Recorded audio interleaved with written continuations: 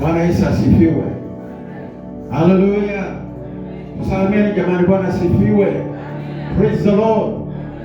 Mami afume. Nataka kushukuru Mungu kwa sababu ametuleta tena mbele yake tukaweza kushiriki meza ya mbinguni, kushiriki katika neno la Bwana na kuchengeka katika imani, ili tukaweze kufahamika katika ufalme wa Mungu. Bwana Yesu asifiwe. Praise the Lord. Nataka kushukuru Mungu kwa ajili ya mwalimu ambaye rafiki yetu ungana pamoja nasi juzi kwa ajili ya shule, lakini amesema kumuita Steven na nasikia vizuri, kumuita pastor nasikia sawa, hata wakati mwingine ataitwa bishop. Bwana asifiwe. Na ndugu ametubariki sana na neno la Mungu, and I'm so happy my brother. Bwana asifiwe. Mungu ameita watu na amechagua watu kwa ajili ya huduma mbalimbali. Kuna kitu ndugu ametushangaza, anasema ameitwa kwa makanisa na kisha hubiri jina lake ukasiri, unafanya nini? Nafanya nini? Wanatiliti, yani hawamtaki tena. Kutiliti ni utaki mtu, si ndio? Sasa sidhani kama mimi nitafanya ile kazi nikichukua namba yake ya simu. We need you my brother in the kingdom. And that's very important. Ukweli itabaki kuwa ukweli siku zote. Mami Yesu afume sana. Alianza kuhubiri akisema kwamba the foundation au msingi, na akaenda sababu akisema kwamba Christ Foundation ni jina ambalo viongozi walikaa chini wakafikiria kwamba what can we do, tunajitaje sisi, na wakalinganisha imani yao na mwenendo yao na kazi na maono ambayo Mungu amewapa, wakasema sisi tutakuwa msingi wa Yesu Kristo, hatutakuwa na jina lingine. Bwana nasifiwe. Praise the Lord. Hallelujah. Ndugu ameenda akamaliza na ushirika, ameanza na msingi wa Kristo na akamaliza na Waebrania ambaye anasema kwamba we need fellowship. Bwana asifiwe. Lazima tushirikiane, si ndio? Siku moja Yesu alienda kwa kina Marita na Mary. Ukiangalia kitabu cha Luka 10 mstari wa 41, alipofika pale kulikuwa na dada wawili umbu, na mmoja akachukua msingi wake na mwingine akachukua msingi wake. Wasomaji wa Biblia wanakumbuka Yesu alipofika tu, Marita akaanza kushughulika mpaka akachoka. Bwana Yesu afume sana. Na alipoona ya kwamba jasho inamtoka anachoka, akaenda kwa Yesu akasema, Bwana, you even don't care that my sister Mary is just sitting down and I'm going to and fro. Bwana nasifiwe. Hallelujah. Amen. Kuna mambo ambayo watu wanashughulika mpaka wanachoka kama Marita. Watu ambao wanashughulika na kuchoka ni wale watu ambao wanaenda Mombasa. Mungu amesema vizuri sana. Watu wanaenda kwa waganga, watu wanaenda kwa wasali. Unajua wasali ndio walipandika kwa waganga na wewe. Bwana Yesu ameza. Watu wanaenda katika shida mbalimbali, wanakushughulika kama Marita, au baadaye watachoka. Bwana Yesu ameza. Msingi ambao umechekwa juu ya mchanga hautadumu. Lakini Mary alikuwa amekaa chini ya miguu ya Yesu, na hata wakati Marita anamuuliza Yesu, anasema, Marita, unashughulika for nothing. Unashughulika si kwa kitu chochote. Lakini huyu Mary amechagua fungu ambalo halitaondolewa kwake. You see that point there? Amechagua fungu ambalo halitaondolewa. Fungu ambalo umechagua, mwito ambao umechagua ni kuchenga juu ya mwamba, na mwamba ni nani? Yule never be tired. Hautachoka, hautabadilika. Umaskini ikija, Yesu atakufunika. Magonjwa ikija, Yesu atakufunika. Bwana asifiwe.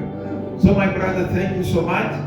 Na kanisa mnaelewa, Sisi watu wa msingi wa Kristo hatutegemei yeyote, hata hatutegemei bishop. Hapana, tunalitegemea neno la Mungu. Bwana asifiwe. Haleluya.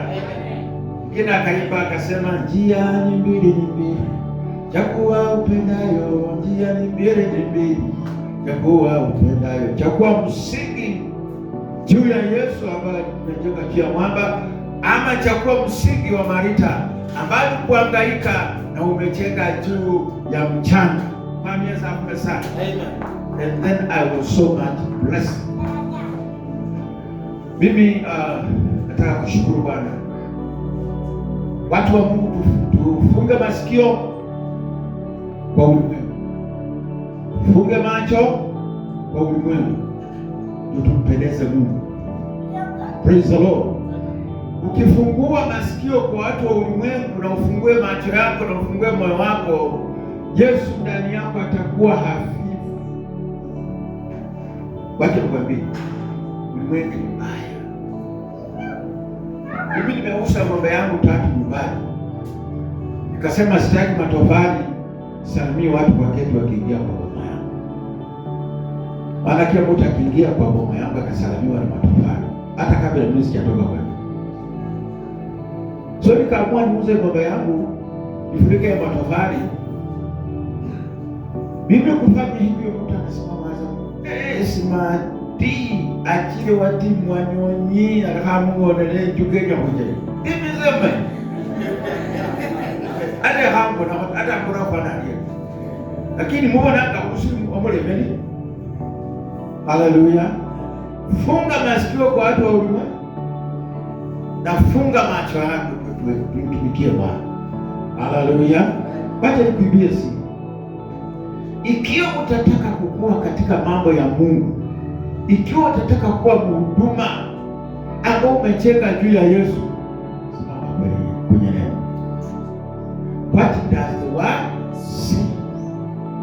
Hata katika mazungumzo, ukiona mtu akiingilia maisha yake ya kiroho na namba yake na mazungumzo yake, unasema lakini neno la Mungu alisema hivyo, tutakuwa umejitetea. Praise the Lord. What does the word of God say?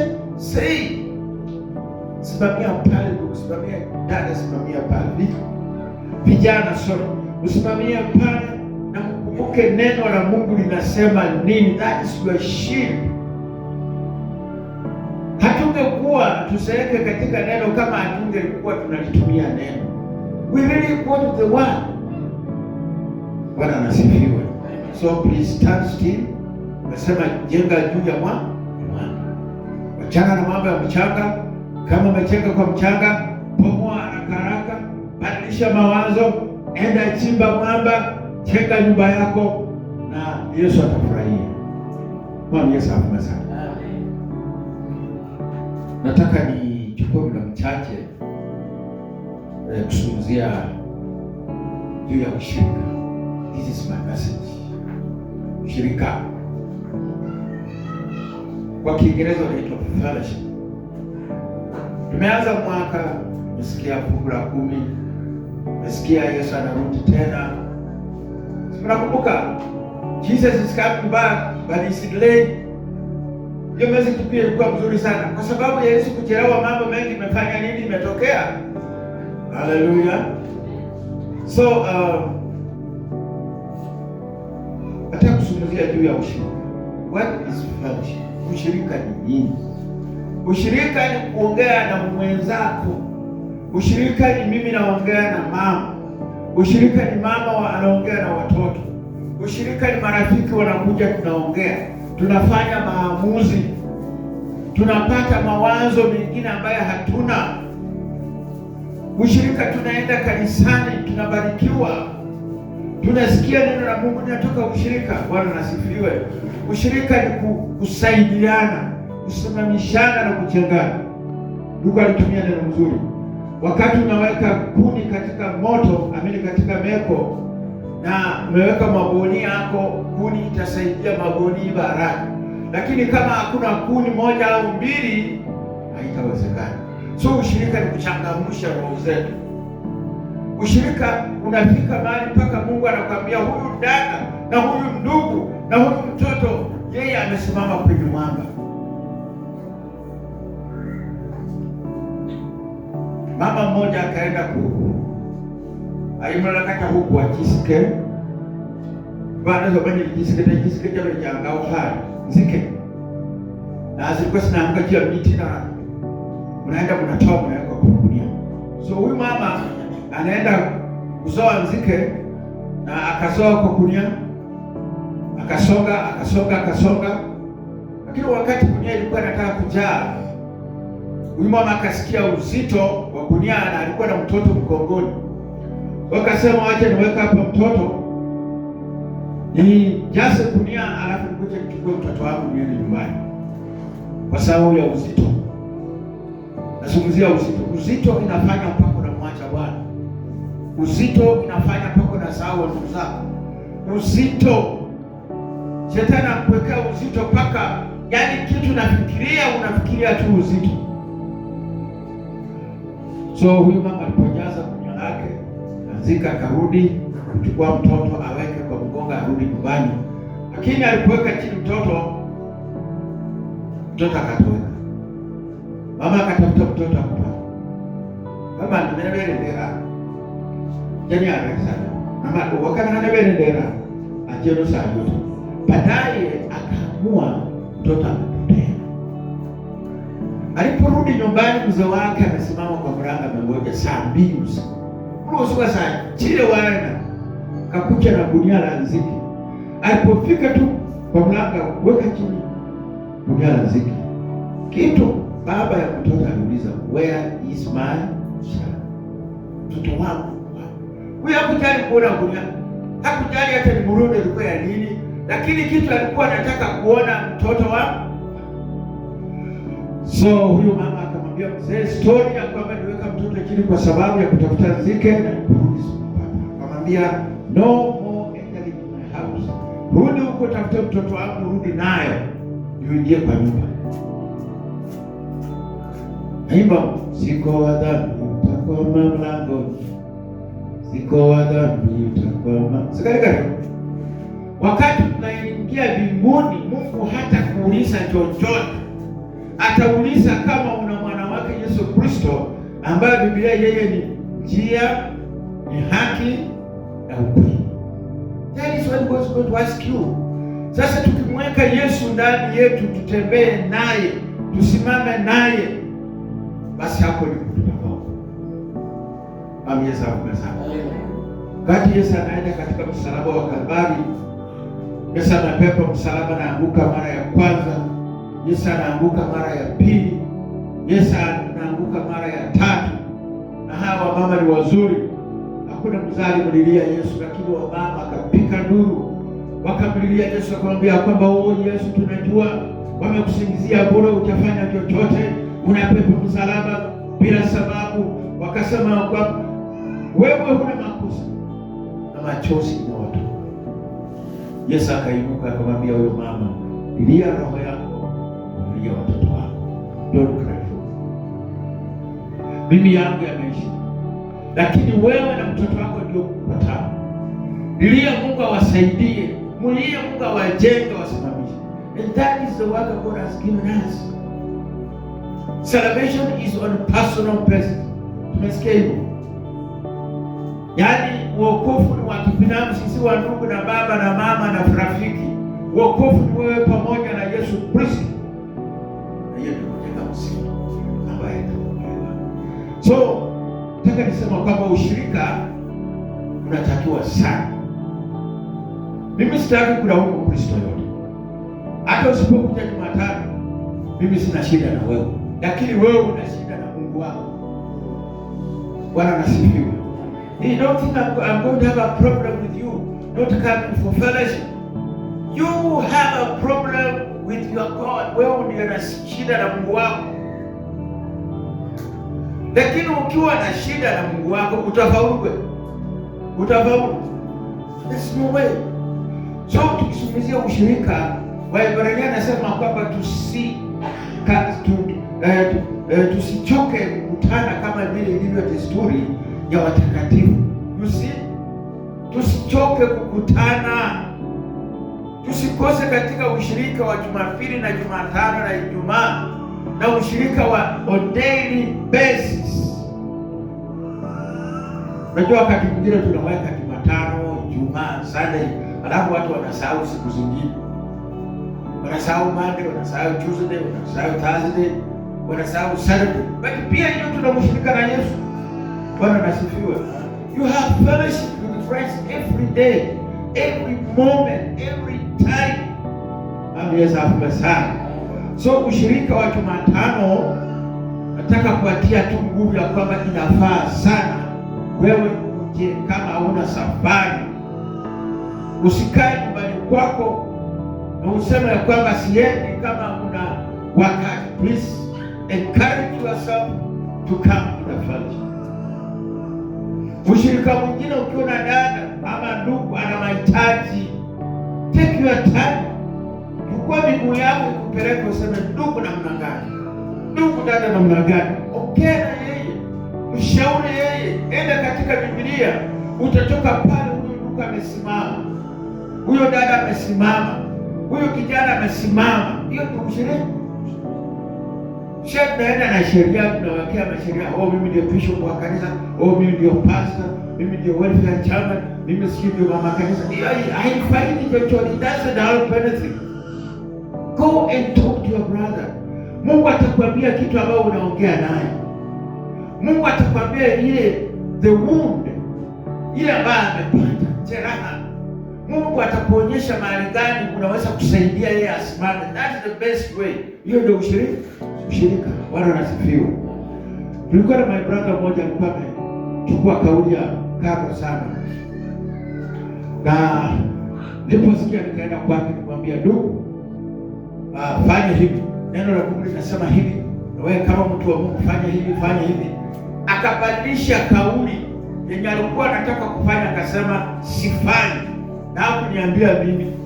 Alienda akaambia kwingine. My brother alikuja akanishauri na mimi nikawacha ile mpango kabisa, alafu akapona kwa ile mtakabali kwa ndani. So go there. Ushirika sikuja tu kupiga makofi. Talk to your brother, talk to your sister. Hata kuna watu wengine wanajua ndugu ana shida lakini wanakaa hivi. Omwende. Hapana, hiyo sio. Dada ana shida lakini omwende. Enda huko. Ushirika utakusaidia.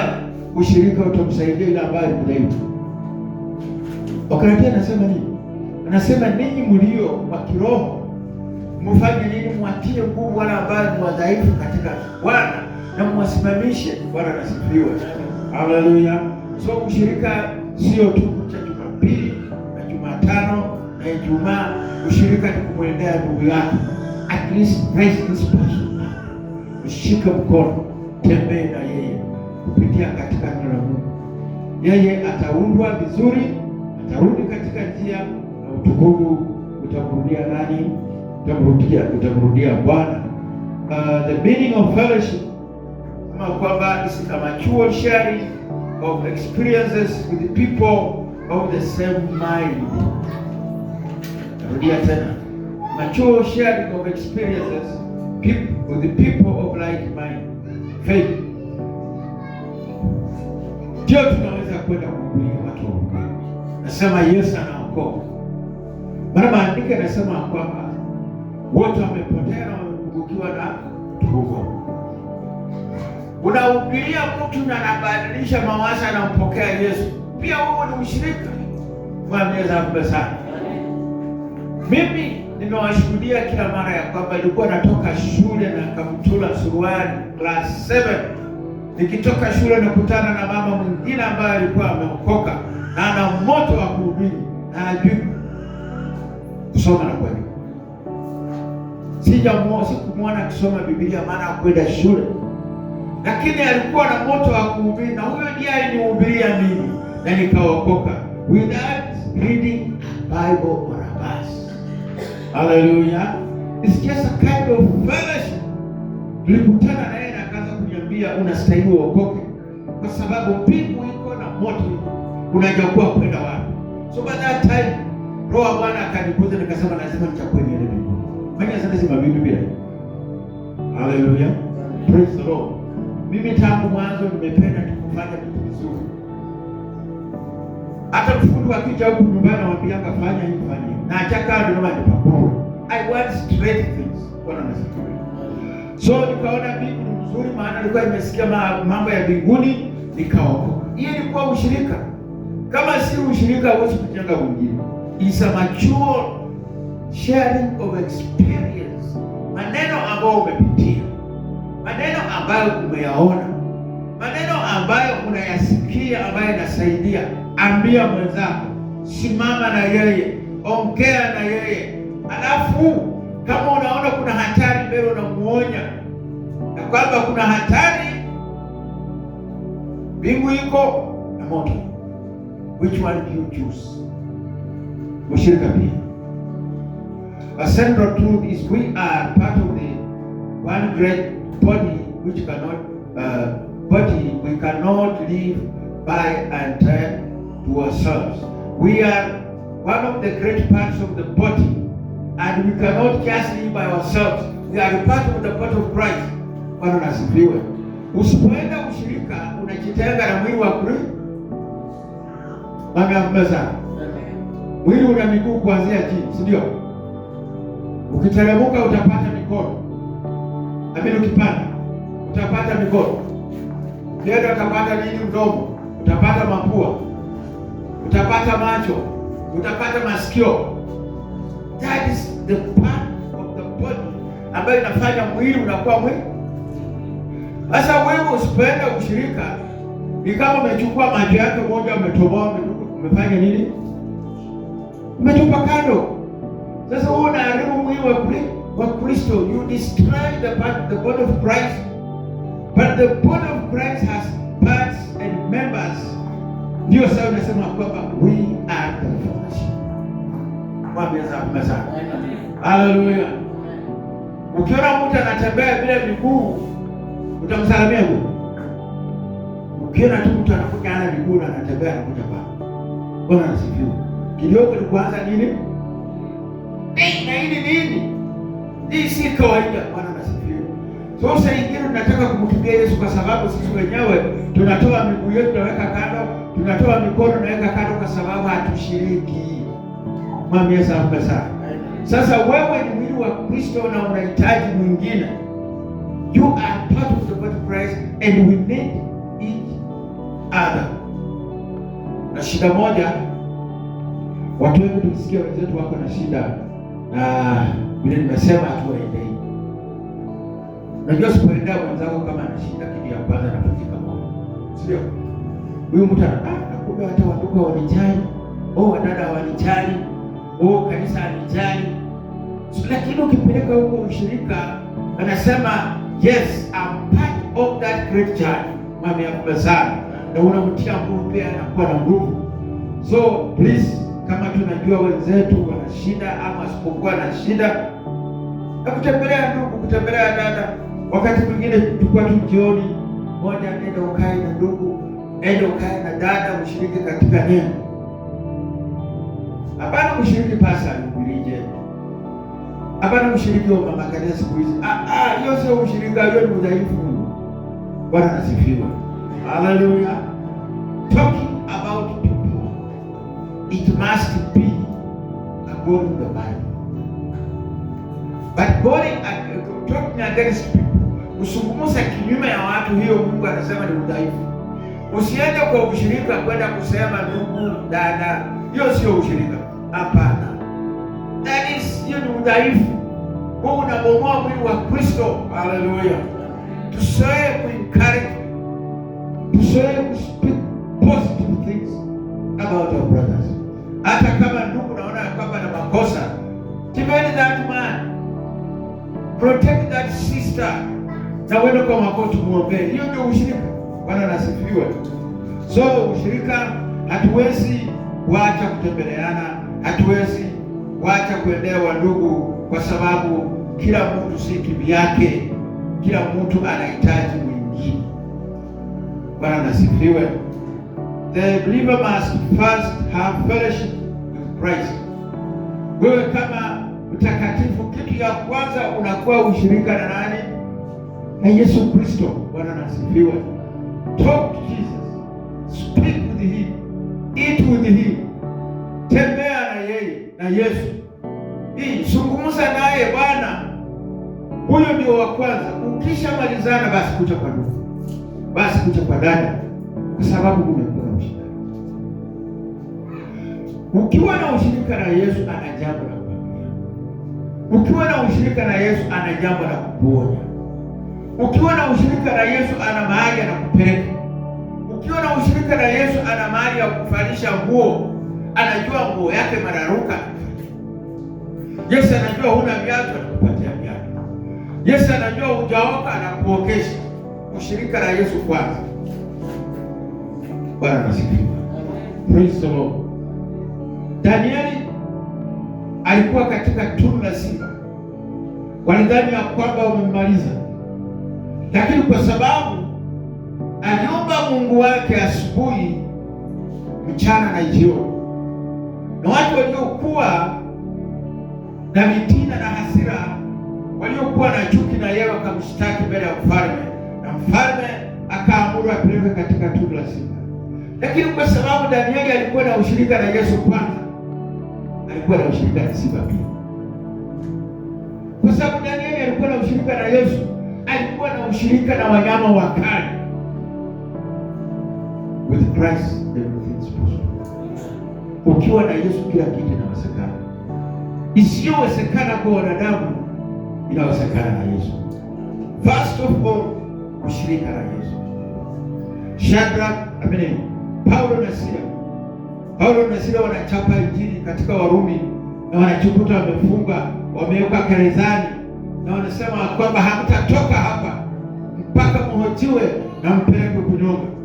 Usiku wa manane, Biblia inasema kwamba Roho wa Bwana akashuka katika jela. Roho wa Bwana hakujaa kama ni jela, hakuona askari. The Spirit of the Lord came in the prison. Paulo na Sila wakajikuta wanamtukuza Mungu na minyororo kwa mikono. Hallelujah. Bwana asifiwe. You know what happened? The Bible says minyororo yenyewe katika ikaenda kaanguka. Alafu asubuhi alipokuja akaona askari, gereza imefunguliwa, gereza imefunga sawa sawa, askari kaona wafungwa wote wako ndani, na Paulo akasema kwamba usijidhuru kwa sababu sisi sote because the power of the Lord. Paulo na Sila walikuwa na ushirika na Yesu, na ukuwa na ushirika na Yesu, mambo yote yenye hata wewe hujui litafanyika namna gani itatendeka.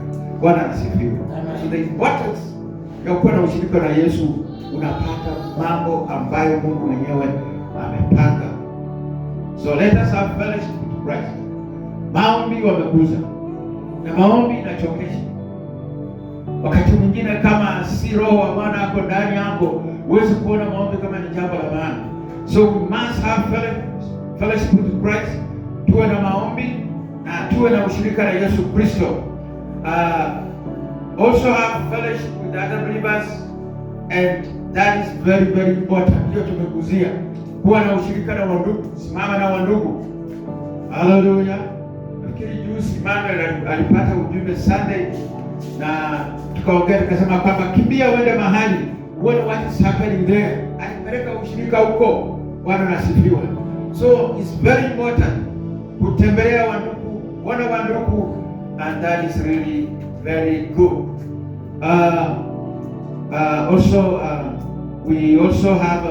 We have to join forces with other people in fellowship. We join forces. Tunaweka uwezo, tunajaribu kutilia mkazo, tunajaribu kusema kwamba pana ushirika lazima uwepo. Bwana asifiwe. Yaani usifike mahali na uchoke. It's part of your life. Ushirika ni sehemu ya maisha wa Kristo. So lazima tuende. Wale ambao wanasoma maandiko angalia kitabu cha Matendo ya Mitume 14 mstari wa 13. Andika hiyo chini. Wakorintho wa kwanza 1:9. Haya, 1 John chapter 1 verse 3. Hiyo ni ushirika. Revelation 3:20 ambayo anasema kwamba nimekaa mlangoni ninapisha. Ikiwa mtu yeyote atafungua mlango, mimi nitaingia ndani, nitakaa naye, nitashiriki na yeye, tutakula pamoja. Imagine Jesus Christ asking to come into your house, and when you say yes Lord, come. Bwana nasifiwe. Mami afume sana. Let us open our doors, spiritual doors. Yesu Kristo aingie ndani na Yesu atakufanya vile unavyopenda.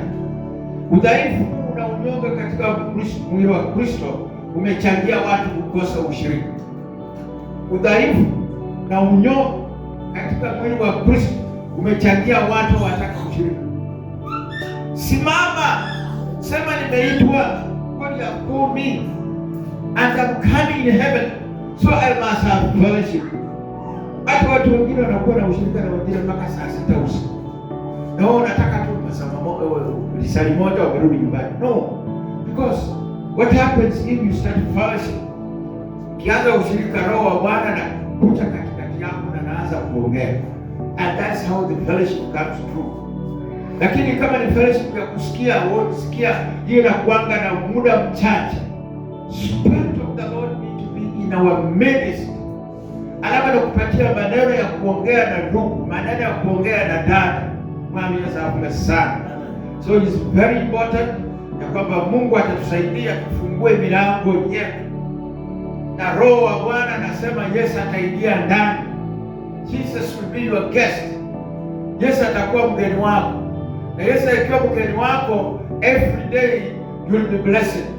Mami Yesu afume sana. Praise the Lord. Na ushirika pia inatakiwa watu ambao wanajua siri ya ufaulu wa kanisa. The fellowship gives you to know the secret how the church is going to succeed. You understand? Praise the Lord. How can the church succeed? It is the fellowship that gives us the secret. How do you plan? How do you go? Na sio kanisa peke yake, even our homes. Hiyo ushirika. Kwa imagine baba na mama wameongea, wameomba, wamekula vizuri.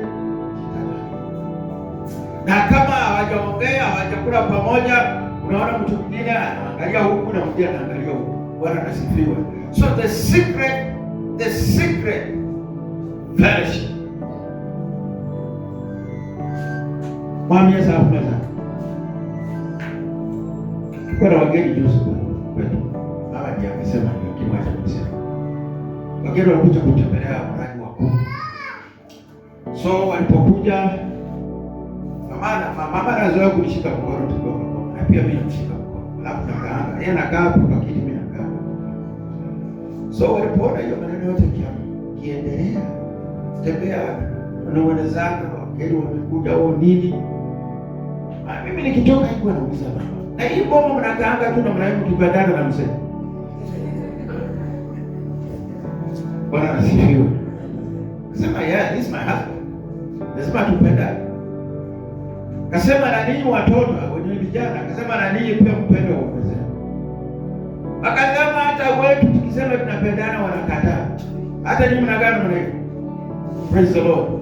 Hata tukimwambia bibi yako na upende anasema kwenda huko unipende. Hapana, kubali kama ndugu anakuambia. Bwana asifiwe. Yeye mwenyewe atashuhudia baadaye. So you see, fellowship it encourages even other people to see the light of Christ in us. Mami Yesu akubariki. So nataka tusome tu kitabu cha Deuteronomy 32 verse 30. Deuteronomy 32:30.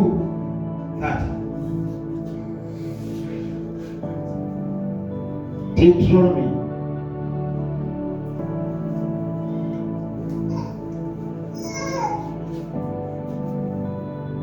Mtu mmoja angewezaje kufukuza 1,000 au wawili kufukuza 10,000 kama si kwamba mwamba wao umewauza, kama si kwamba Bwana amewaacha. Bwana asifiwe. Anasema kwamba katika ushirika kazi ambayo mtu mmoja anafanya, si tunafanya wote pamoja. Yes. Na sasa ukiwa peke yako utafanyaje? Sasa anasema kama ni askari 10,000 wanafukuza sahihi, na kama ni askari mmoja anafukuza mtu mmoja ama anaua mtu mmoja. So fellowship is very powerful because it drives the enemy away.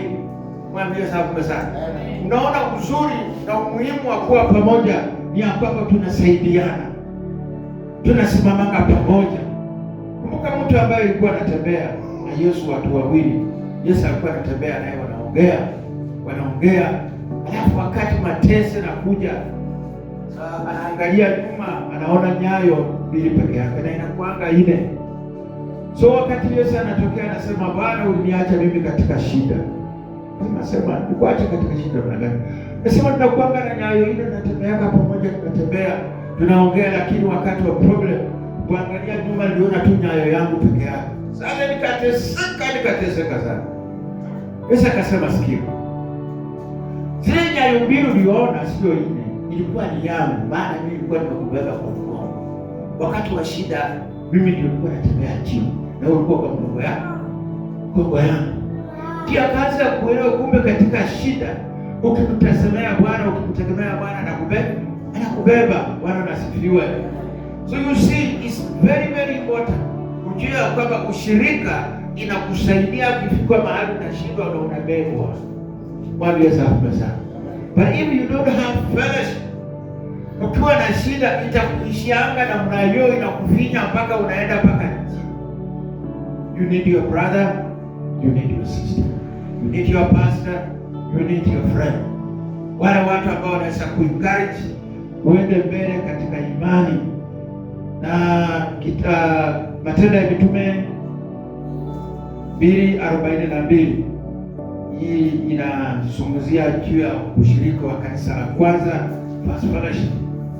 Matendo ya Mitume 2:42, nao wakawa wanadumu katika mafundisho ya mitume, katika ushirika, katika kuumeka mkate na katika kusali.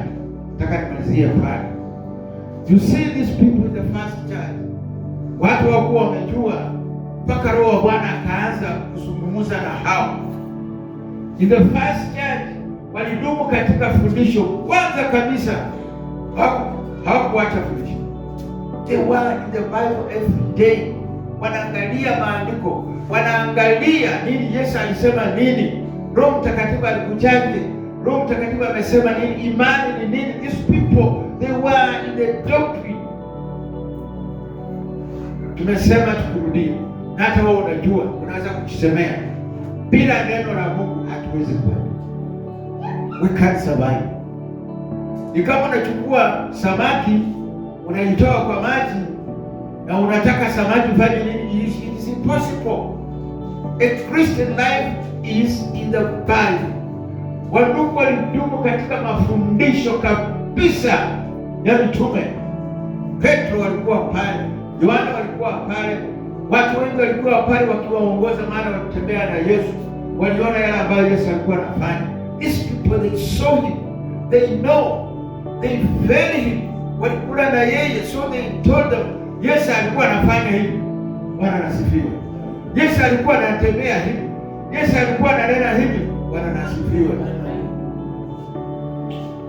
Vitu katika mafundisho ndio ambayo ni mada hii ya kwamba walikuwa katika ushirika. Wakisikia tu ni kwa ndugu John mafundisho ushirika kila mmoja. Sabina vile wewe unaulize ngomeje Mario Likana. Wako tumoja. Sikia tumoja wao bena. Baada ya sasa kama ruwa kama ruwa bana usire basa kama mtu kamenya. Haleluya. Lakini ukisikia tu kama tikiti au ni ndugu, sio uradi. Unakimbia unaenda huko, unaenda kwa ushirika, unaenda kukaa na wandugu. Bwana asifiwe. And that's why I've always told you ya kwamba kesha yangu ya kwanza mhubiri alifundisha juu ya coming of Christ, na alipofundisha akasema Yesu anarudi. Mimi nikaamini Yesu anarudi, na nikaondoka saa 12 kwenda kuamsha my mother kwamba amka, Yesu anarudi. Hiyo ni imani nzuri ya Ukristo. Bwana asifiwe. So mama amelala pale, na kuna kijana mmoja alikuwa anaitwa Peter. Peter alikuwa na tumbo ilikuwa inamsumbua sana.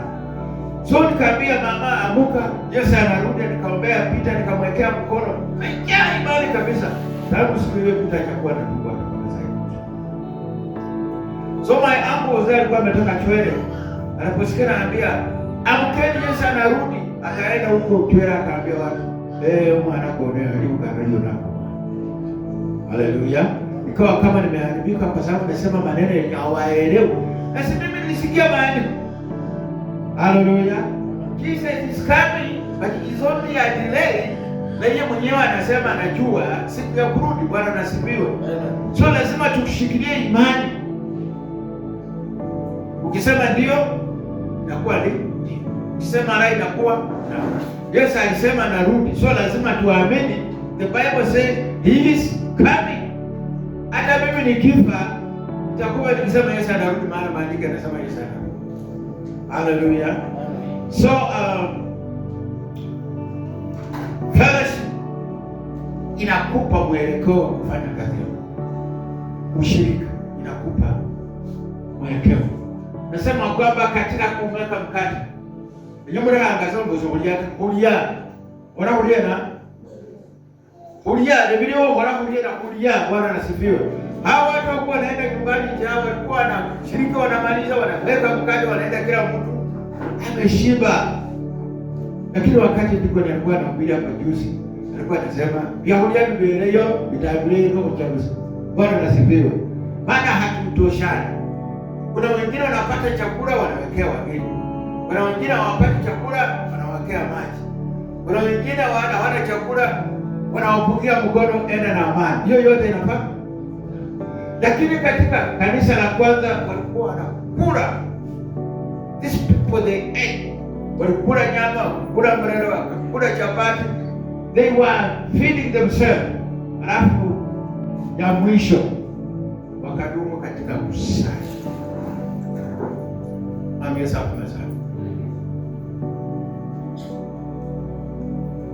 Tunakumaliza nikisema Mungu anaongea na wewe juu ya maombi. Sitaki kuambia. Lakini ukisikia wanatangaza maombi, kiwa tu wewe mtu mzuri na una shughuli, please come. Because the Bible says kwamba walikula mkate na katika